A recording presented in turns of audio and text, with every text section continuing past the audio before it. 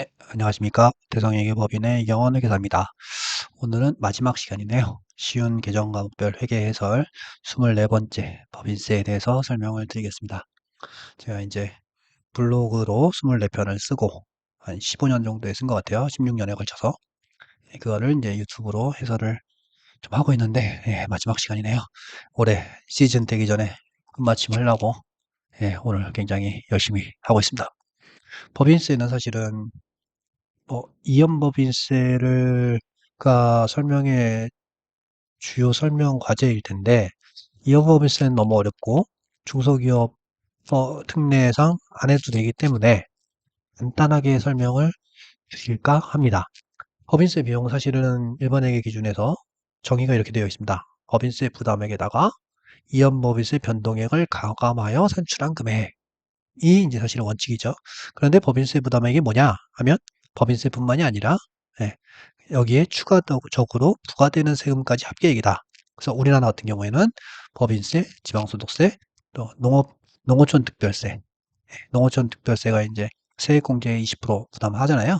부과돼서 하기 때문에 이 세 가지를 우리가 법인세 부담액이라고 생각하시면 될 거고, 원칙적으로는 이연법인세 변동액까지 해야 되지만 중소기업 특례에 이렇게 중소기업은 납부할 금액만 법인세 비용을 할 수 있다 라고 되어 있기 때문에 중소기업은 어렵게 이연법인세 회계할 필요가 없다 라고 생각하시면 좋을 것 같습니다. 그래서 관련 전표를 좀 보여드리면 도움이 되지 않을까 싶어서 정리를 해봤습니다. 그래서 원칙상 일반 보면 선납세금이 없어지겠죠. 그 다음에 납부할 금액을 미지급 세금으로 계상을 할 겁니다. 이연법인세를 하는 경우라면 이연배 자산이 생길 거고 부채가 생길 거고, 그 다음에 이제 이연법인세에서 이제 그 기간 내 배분이라고 하는데, 법인세 비용으로 배분되지 않고 기타 포괄로 배분되는 뭐 매도관은 증권 평가 이익 같은 게 있겠죠. 이런 것들이 해서 차이가 법인세 비용이 된다. 이렇게 복잡하게 이연법인세 회계를 하는 순간 이렇게 복잡하게 법인세 문제가 나온다. 그러나 중소기업 특례는 법인세 부담액을 법인세 비용으로 하고 할 수 있기 때문에 보시면 선납세금 없애고 그 다음에 해야 될 금액 잡고, 자면에 법인세 비용 끝. 그래서 사실은 대부분의 중소기업들은 이걸 적용하고 있죠. 이거는 뭐 사실 어려우니까. 왜 어려운지 설명을 한번 드려볼까요? 이연법인세 계산에 대해서 간단하게 한번 만들어 봤는데요. 항목들은 한 4가지 정도일 것 같습니다. 우리 세무조정계산서에 보시면 유보잔액, 그 다음에 기타로 처분되는 업무용 승용차. 왜 그러냐면 이게 사실은 어떤 유보의 개념이긴 한데, 리스나 렌탈 같은 경우에 차가 회사 차가 아니기 때문에 유보로 할 수 없었던 것 같습니다. 세무조정상. 그래서 이거는 기타로 하라고 되어 있는데, 그게 나중에 세금 영향을 미치기 때문에 이연법인세 자산부채로 올라와야겠죠. 그 다음에 2월 세액공제, 나중에 세액공제 받을 수 있는 세액공제, 그리고 우리가 과거의 손실, 2월 결손금, 나중에 이익이 나더라도 세금을 안 낼 수가 있으니까 요 4가지 항목 보시면 유보잔액, 업무용 소형차 기타, 그 다음에 2월 결손금은 우리 한계세율 22%를 보통 곱하죠. IFRS는 원칙이 조금 다르긴 한데 어쨌든 한계세율 22%를 곱한다. 근데 2월 세액공제는 그 전액이 세액공제이기 때문에 100%. 다만 농어촌 특별세 과세 대상 세액공제에는 20%를 내야 되잖아요. 그래서 그때는 이제 80%를 곱하게 되죠. 결국 이제 이연법인세가 뭐냐? 이연법인세 자산으로 설명을 드리는 게 낫겠죠? 2월 세액공제든 2월 결손금이든 다음에 이익이 나더라도 세금을 안 내게 해주는, 세금을 낮춰주는 효과, 결국 자산이라는 거죠. 그렇기 때문에 이연법인세 회계가 중요하다라는 점 이해가 되실까요?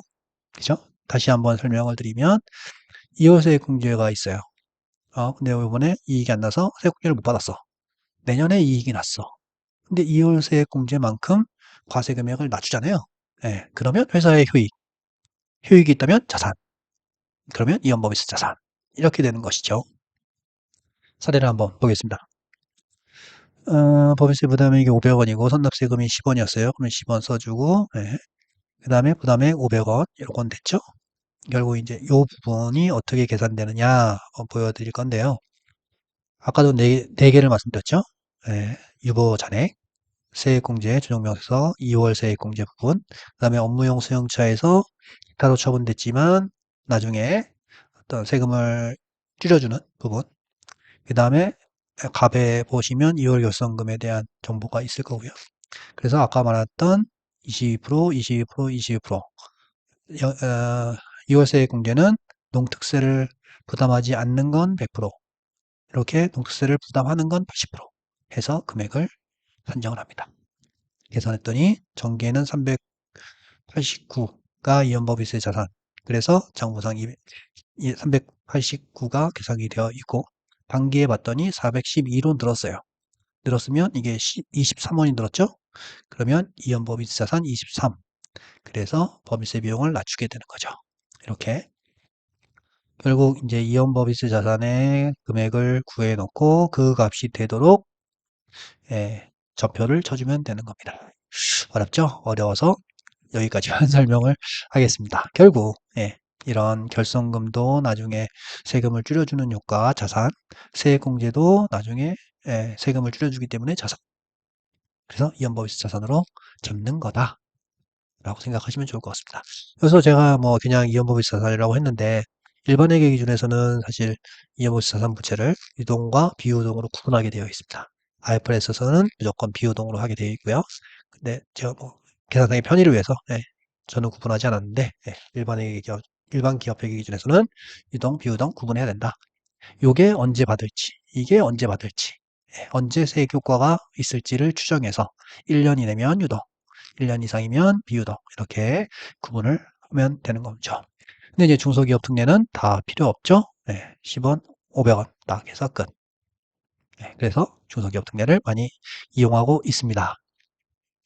너무 간단하게 설명을 드렸는지 모르겠지만 이번 편은 이연법인세의 개념 정도 생각하시면 좋을 것 같습니다. 아까도 말씀드렸듯이 일반회계 기준에서는 이연법인세 자산 부채에 대해서 유동과 비유동으로 구분하고 있고 IFRS에서는 모두 비유동. 그 다음에 이제 약간 설명은 안 되는데요. 이연법인세 자산이기 때문에 실현 가능성이 중요합니다. 2월 세액공제로 막 1,000억이 있어. 근데 앞으로 2월 세액공제 동안 10년 하죠? 10년 동안 1,000억 정도의 손실은 안 날 이익은 안 날 것 같아. 그죠? 그러면 1,000억을 다 우리가 인정할 수는 없잖아요. 자산으로. 그래서 앞으로 실현을 할 수 있는 금액을 산정을 합니다. 그래서 그 금액까지만 이연법인세선을 보통 잡죠. 우리가 흔하게 막 계속 손실이 나는 회사, 이월결성금이 되게 많을 텐데 그래도 이연법인세선 안 잡습니다. 왜냐하면 이익이 나야 실현 가능성이 있는 건데 이익이 날 거라고 확신을 할 수가 없기 때문에 이연법인세선을 안 잡는 경우도 많죠. 그렇게 이연법인세선은 실현 가능성 검토가 중요하다라는 말씀 드리고 이제 해설이 다 끝났네요. 너무 힘들었습니다. 24편. 그래서 다음에는 좀 제가 동영상을 찍고 싶은 그런 것들로 좀 찾아뵙겠습니다.